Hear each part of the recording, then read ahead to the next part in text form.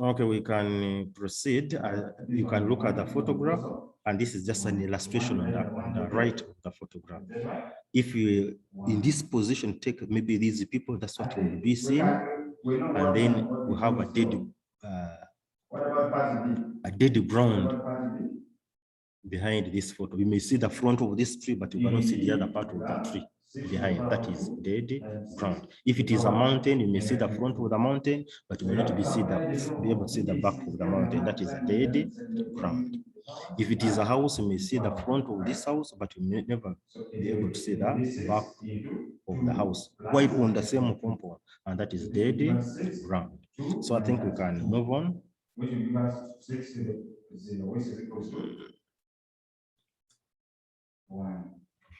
As simple as. Okay. I also talked about the other second type of. Let's look at this. Okay. Also, okay. Still on ground photographs, you can look at this photograph that was taken on a given water border. The given coast, you see someone with a boat here. Which shows horizontal photograph. But important to note is that the foreground is normally very clear. Things that are in the foreground, objects in the foreground are normally seen very clearly, as opposed to what is in the background. We can see that this, whether a fisherman is seen well together with his boat, but there are other boats behind, but which you may not easily see. And as I told you before, as we look at the photographs, whether ground or aerial, before we look at aerial, you should be able to note even the characteristics. What tells you that this one is ground and the other one is aerial. In the ground photographs, you can able to see now that what is in the foreground is very clear, but in the background, we may not easily see. It doesn't mean that this is the biggest boat in this area. It may even be the smallest, but the fact that it is nearest to the photographer, nearest to the cameraman, it appears bigger in size as compared to what is in the background. And therefore, objects appear bigger in the foreground and smaller in the background. Likewise, on the photograph the previous photograph, you can see these people appearing very clear, and features appear bigger. If you can look at the stem of this tree, it is as if it is bigger than all the trees in the area. But there might be some other trees which are even taller and bigger than this in the background. So underground photographs, what we can note is that photographs appear bigger in size, or they are clear. Yes, please. Okay. Yes, please. I've just joined the lesson. What is the economic activity taking place? What do you think? What do you think? Because I did not talk about it actually. I was just only trying to explain the types of photograph only. What do you think is being done according to what you see there? Just try. Okay, it's like they have done with the harvest, I think. The what? Harvesting. Harvesting. Yes. Which kind of crop is that? What they are getting from the pods, and then you put the seeds in there. Anyway, the crop is likely to be could be coffee. Could be coffee. Coffee, nuts, yeah. Okay.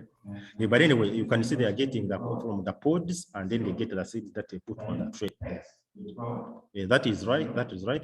But now, as we go on, let us concentrate on this. We shall also look at that in detail. But I wanted you to look at the types of photographs. Now we are on the ground, since you have just joined in. This is a ground photograph, and we have said that ground photographs can be categorized into two. One which is ground horizontal, whereby the photographer takes an object directly facing it at the same gradient, and this brings in a dead ground behind the photo. It shows them the dead ground behind the object taken. I had given an example which is very easy because we are not together now physically, but then you can even stand, if you stand in the front of your house and you take a photograph of your home right from the compound. You may only see the face of the house. Maybe the highest point you can see is the top of the roof, but you may not easily see the back of the house. If there is another compound, or if there are other homes, you may not, I mean, other activities, you may not easily see. And what you may not easily see is what we refer to as a dead ground. If it is a mountain, I don't have photos for the mountain here. You take a photo of a mountain, you may see the front part of the mountain, but you'll not be able to see the back of the mountain. So the back of the mountain still is what we refer to as a dead ground. So it means ground photographs have one major characteristic in that they tend to show a dead ground, whereby the camera captures only the front of the object, but it may not show the behind the part of the object. If it is a house, you see the front, you don't see the back. It is a mountain, you see the front, you don't see the back. If it is a forest, you may see the front of the forest, but you may not see the other trees behind what goes on the other side. And then too, the second characteristic that we have noted here is objects tend to appear clearer in the foreground, or even bigger in the foreground than in the background. That's why you can see even people here in the foreground appear maybe bigger than someone who is on a motorcycle in the background. But he could even be bigger in size, or even taller than these people. The fact that he's away from the camera, then appears smaller in size. In what some of the books it is referred to as perspective. There's a reduction in size of the objects as you leave to the foreground, going to the background. So we can look at also the next photograph. This one is at a given water body. Still, the photographer is taking the water body, an ocean or a sea or a lake. So we can see that the cameraman or the photographer was nearest to the coast than the center of the lake.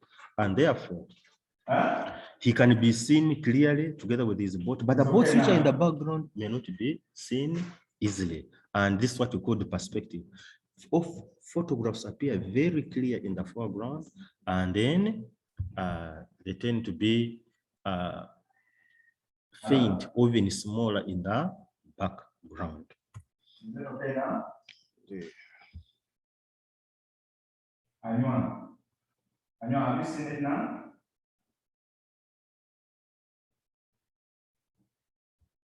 All right. So there's some tasks you have to do here. Let's go through it here first. A moment, please. Members, are you listening to me? What do you think we should do first? What should we do first now? When you look at the illuminator, in the illuminator we have Z. No, sir? We have Z squared times x to the power of 4 times b squared. So up is that is okay. We have Z squared and x to the power of 4 and b squared. That one is okay, right?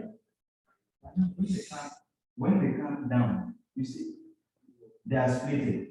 You see x is here, x is okay, they talked about also the other type of ground photograph, because what we are finished is just ground horizontal. This one is ground oblique photograph.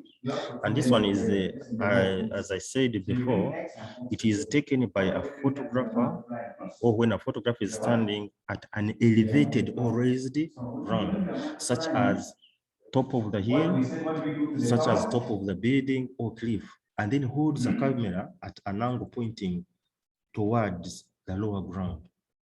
A photograph can be taken when a photographer continue with that? is standing at the bottom of the elevated ground with a camera and points it to a higher ground. So it is in two forms. A ground oblique photograph can be in two forms. You can even stand, for example, you're standing on top of a given hill, and then you tilt the camera and you take the photo of a valley. That is a ground oblique photograph. Or you are standing in the valley, you tilt your camera and you take the top of the hill. That is also a ground oblique photograph. Or somewhere, maybe you are in a house, but the house has 5 levels. You are at the 5th level. You are trying to take maybe the roads and maybe the other activities or crops that are in the on the ground. Then the appearance will be of a ground oblique photograph, because you are not at the same elevation, you are not at the same height. You are at a raised area taking a low area, or you are at a low area taking a high area, much as it is on the ground. And that gives us what we call a ground oblique photograph. So in this type of photograph, the images are very close to the camera and are normally larger in appearance than those which are far away, as I said before, which is sometimes referred to as a perspective. Even in ordinary life, you have a function maybe at home, maybe you have a political rally somewhere, a party, you want to take the photograph of all the people that have attended. Normally, those who are seated nearest to the camera appear clearer and bigger than those that are at the background. Maybe those are very far from the camera, which is a very common characteristic of ground photograph. So now, any question about ground photographs before we proceed to aerial?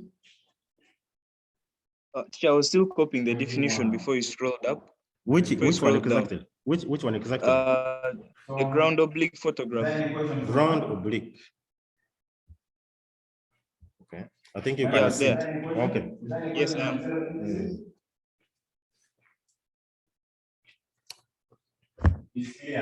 Or else what we can do is, maybe to save the time,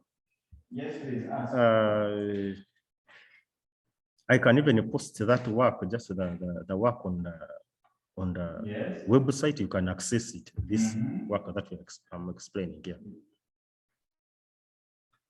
Sure. Last time you left us with a map. But the map could not be downloaded. You were not able to print. I couldn't download it. Oh, sorry. I thought you had printed. I could view. I could view it, but I couldn't download it. Yes. Oh, okay. I'm going maybe to check again, but I thought maybe because now there's this system of work. We thought we would just only print it and download the print, and therefore you can easily do the work like that. Of course, I know it is not easy, but that's how it would even be done, because there's no way you can do measurements without having that map downloaded and then printed. But I'm going to look at it again and see the possibility of having it downloaded. That is Emma. Yes, sir. Okay. No, it's Glenn. Glenn. Okay. Yeah. All right. So now, can we proceed, or can we? Yes, sir. We can. We may. We can proceed. Okay.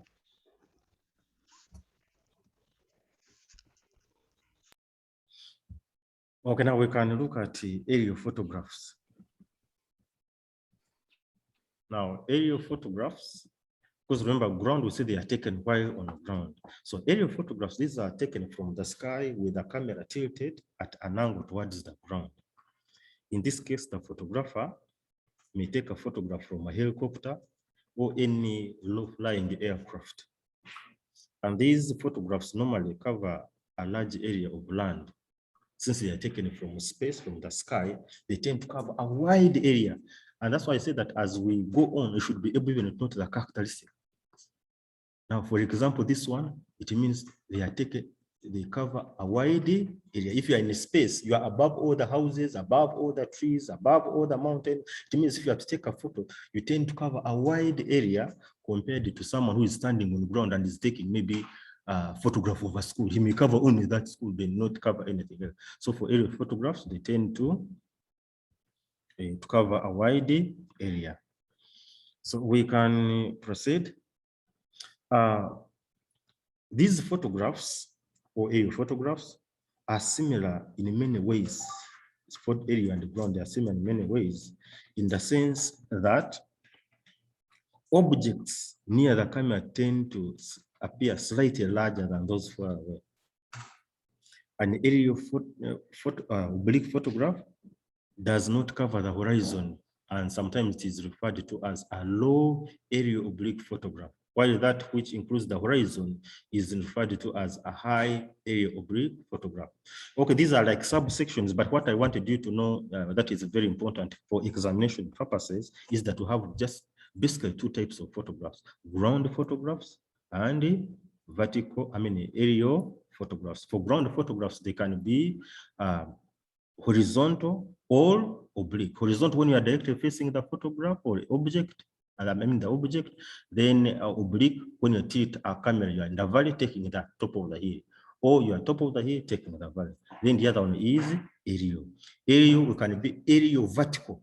You are directly in a helicopter or an aircraft, and you are taking the ground vertically downwards. That is a vertical aerial photograph. And we can also note that a vertical aerial photograph or photographs, they are photographs that are taken from air with a camera directly above the scenery, pointing vertically to the ground. The camera focuses on a specific feature or specific features on the ground through the area or the environment where the photo is being taken.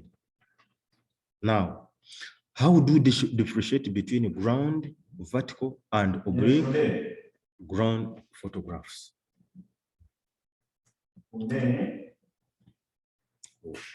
I wanted us to look at some of these images here and then be able to tell the differences. Let us tell the differences. What have you understood? What have you understood? This one summarize the first session. What did we talk about basically?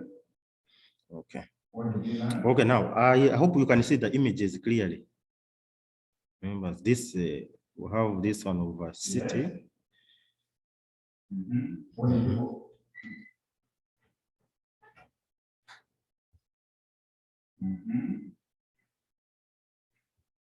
Okay. And also the night.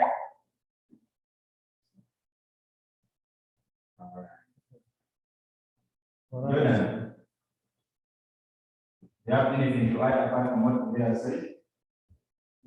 On what we learned?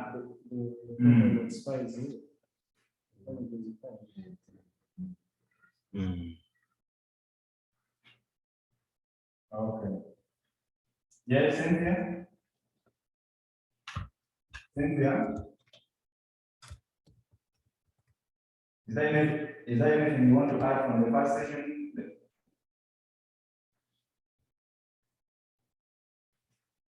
Okay.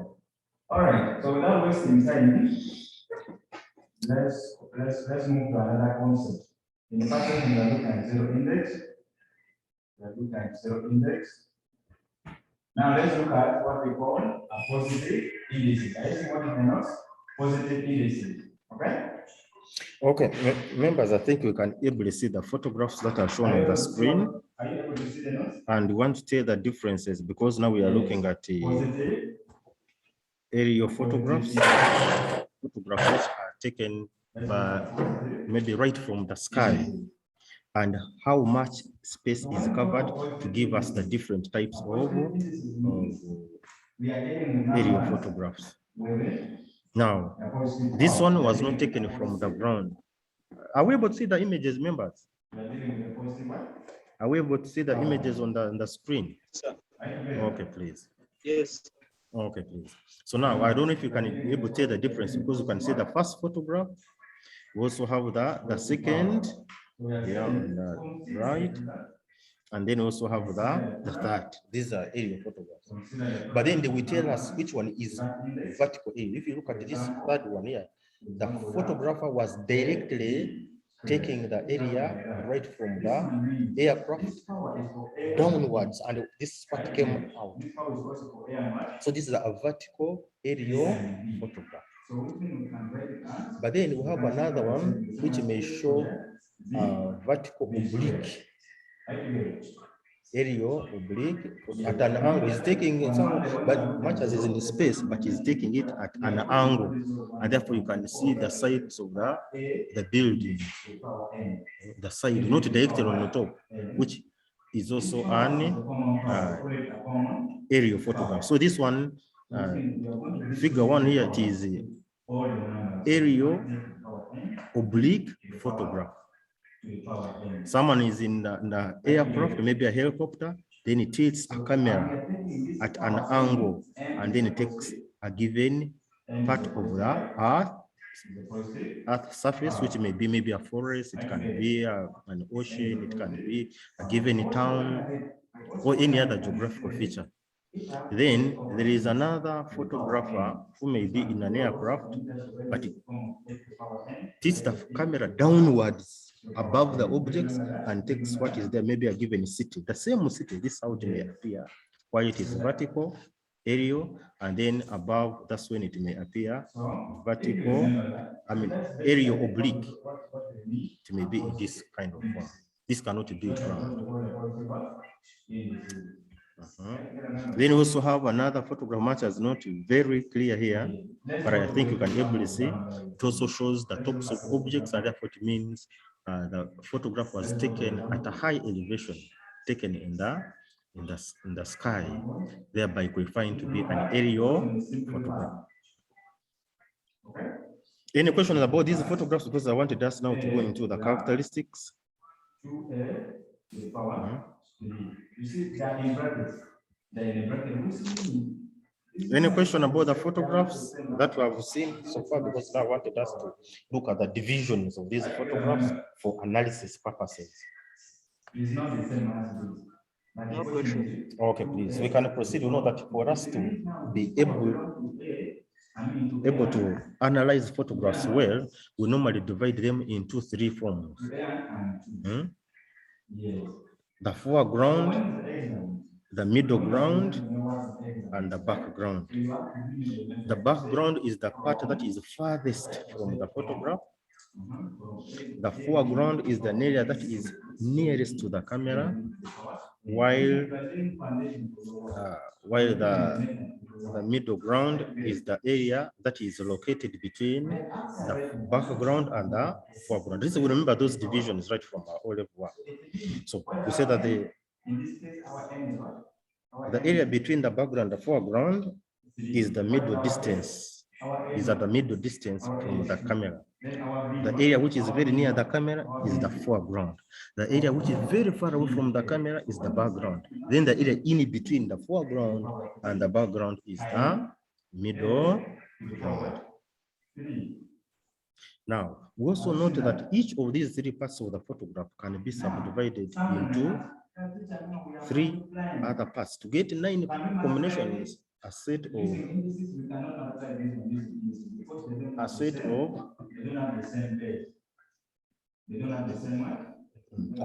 the 9 combinations.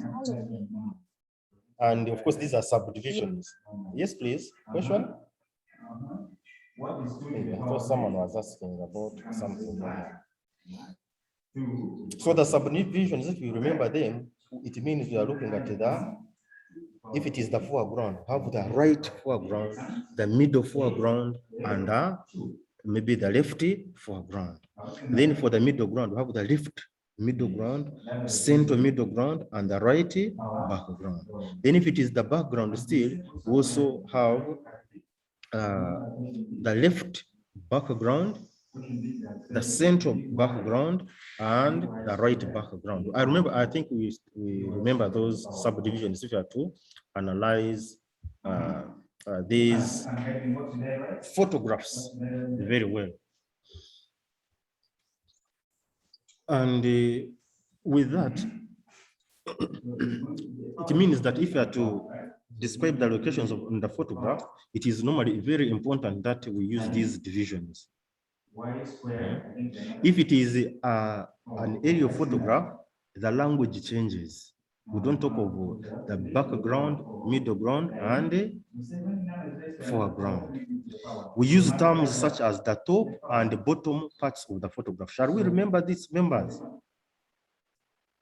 Because under aerial photographs, if you are to divide a given photograph, for example, this one here, we don't have the foreground, the middle ground, or the background. That one applies only for ground photographs.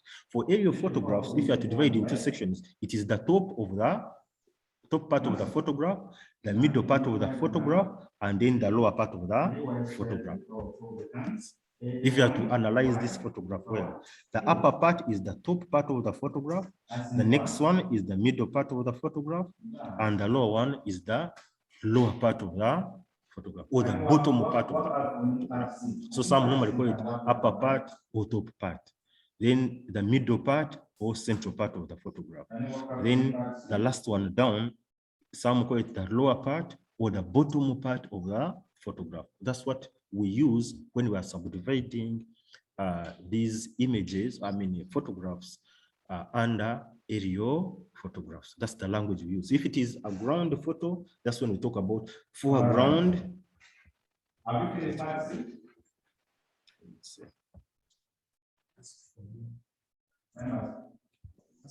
Have you finished part C? Okay.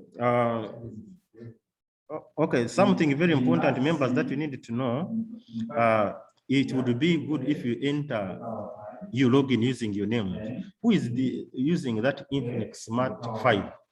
If you could log in using your own name so that maybe for accountability purposes and then follow up. Is it clear, members? Yes, it's better you log in using your names, your real names, so that you can know how many were taught, and therefore in the case of exercises, you know how we can easily follow up. Then this power four here is only for what? It's only for A, not 3D. So now I was talking about the divisions in the ground photograph. It means we have the foreground, middle ground, background. But when it comes to, hello?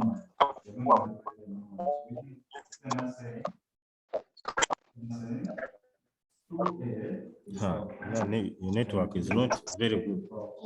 But members, something else that we need to know in this very lesson, if our time gets off, you go back and click start. Are we together, members? It means our time will be up. Just go back and start so that we can continue. We can all proceed. Someone, I'm not even hearing the Infinix 5, even whether it's a question, but I'm not. Your network is breaking. I can't hear you well. But all of us, if time runs out, then we shall all go to start and log in.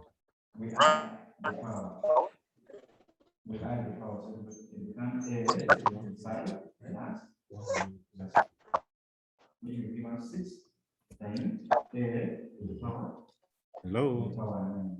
So now you are, after this, you are going to go to start and log in again so that we can proceed with the last part of the lesson.